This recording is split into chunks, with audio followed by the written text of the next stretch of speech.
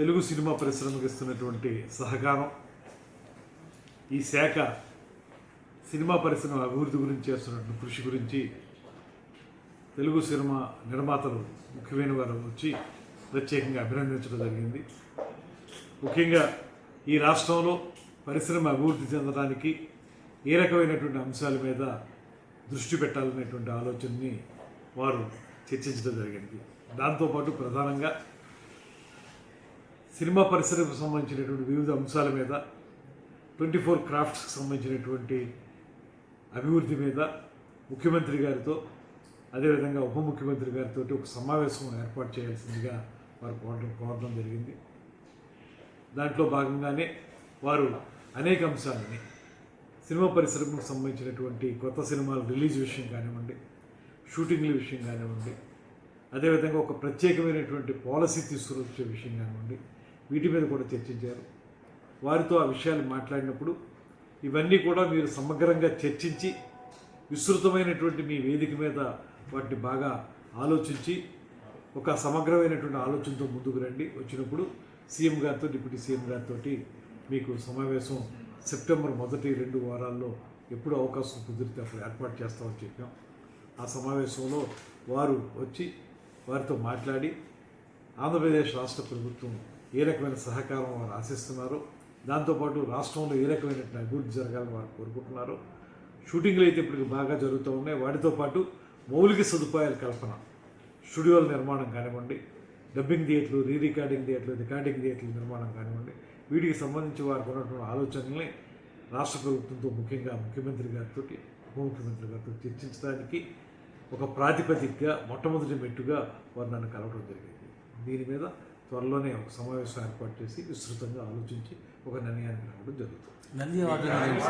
అదేవిధంగా నంది అవార్డులకు సంబంధించి కూడా ఇప్పటికే ముఖ్యమంత్రి గారు నంది అవార్డుల విషయంలో కానీ, నంది నాటకోత్సవాల విషయంలో కానీ ఒక స్పష్టమైనటువంటి వైఖరి తీసుకున్నారు. అదేవిధంగా నంది అవార్డుల విషయంలో ఉప ముఖ్యమంత్రి గారు కూడా చాలా సూచనలు చేశారు. వీటిని దృష్టిలో పెట్టుకుని ఈ సంవత్సరం కూడా మనం నంది అవార్డుల పంపిణీ కార్యక్రమాన్ని ఏర్పాటు చేయాలనేటువంటి ఆలోచన చేస్తా ఉన్నాం. దాన్ని ఏ రకంగా చేయాలనేటువంటి దాని మీద 2-3 ప్రత్యామ్నాయాలు ఉన్నాయి. దాన్ని కూడా ఒక విస్తృతంగా ఆలోచించి ఒక నిర్ణయానికి రావడం జరుగుతుంది. దీని మీద వారిని కూడా ఆలోచించుకుని రమ్మని చెప్పాం. ముఖ్యమంత్రి గారిని ఉప ముఖ్యమంత్రి గారిని కలిసినప్పుడు ఆ విషయం మీద కూడా ఆలోచిద్దాం అనేటువంటి మాట ఒక నిర్ణయానికి రావడం జరిగింది. వారితో మేము చెప్పింది ఏంటంటే ఒక 2-3 ప్రతిపాదనలు మా ముందుకు వచ్చాయి. ఆ వచ్చినటువంటి ప్రతిపాదనలను దృష్టిలో పెట్టుకుని మీరు కూడా నిర్మాతల మండలిలో కానీ ఇతరతర వేదికల మీద కానీ పూర్తిగా ఆలోచించుకుని నంది నాటకోత్సవాలు, నంది అవార్డులు అనేటువంటిది ఇవ్వడం ఎలాగా చేస్తూ ఉంటుంది కాబట్టి రాష్ట్ర ప్రభుత్వం ఏ రకంగా చేస్తే మీకు పరిశ్రమ అభివృద్ధి ఉపయోగపడుతుందో ఆలోచనతో రమ్మని చెప్పాం. వారు నెక్స్ట్ మీటింగ్లో మాట్లాడేటప్పుడు ఆ విషయాన్ని సమగ్రంగా ఆలోచన వస్తున్నారు. దాన్ని బట్టి మేము ముందుకెళ్తాం. తెలుగు సినిమా అనేది అటు తెలంగాణకైనా ఇటు ఆంధ్రప్రదేశ్కైనా ఒకటే. ఎక్కడైనా ఉత్తమ చిత్రంగానే నిలబడుతుంది కనుక 2 రాష్ట్రాలు కలిసి చేయాలా లేకపోతే విడివిడిగా చేయాలనేటువంటి అంశం మీద నిర్మాతలు భిన్న అభిప్రాయాలు తెలియజేశారు. వాటన్నిటిని కూడా ముఖ్యమంత్రి గారు ఉప ముఖ్యమంత్రి గారి దృష్టికి తీసుకెళ్తా ఉన్నాం. వారు ఆలోచనలు తీసుకుని దాని ప్రకారం ముందుకెళ్ళడానికి ఒక ఆలోచన చేస్తాం.